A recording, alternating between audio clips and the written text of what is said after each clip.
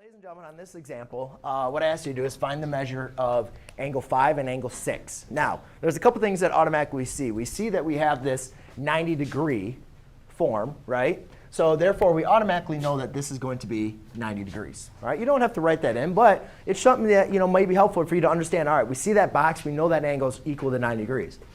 We also see a line. And we see that all these angles create the line, right? So therefore, we know that when we have angles that add up to the measure of a line, we know that's going to equal 180 degrees. So I can say the measure of angle 5 plus 90 degrees plus the measure of angle 6 is equal to 180 degrees. Right? OK. The other thing that we can now notice that we can see that measure of angle 5 and measure of angle 6, those are also going to be equal to each other. So we can say that measure of angle 5 is equal to measure of angle 6. Now, the one thing that I want to control with you, well, if these two, if this equals 90, then we know that these two also have to add up to 90 as well, right?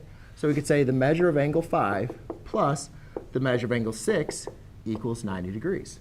Now, since we said they're equal to each other, I'm just going to use variables because they're the same variable, right? They're equal to each other. So they're their measurement is exactly the same. So I could say 2x equals 90 degrees, divide by 2, x equals 45. Now, where a lot of students got marked down, all right, is the classification. We don't say 5 equals 45, or angle 5 equals 45. We say the measure of angle 5 equals 45 degrees.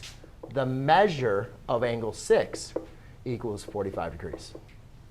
All right? When we're talking about classifying angles, you can just use angle 5, angle 6. All right? But when we're talking about the measurement of the angles, you got to make sure you include that m. That's going to talk about the measurement. OK? Damon, I'm going to ask you to sit right here, OK, so you can pay attention.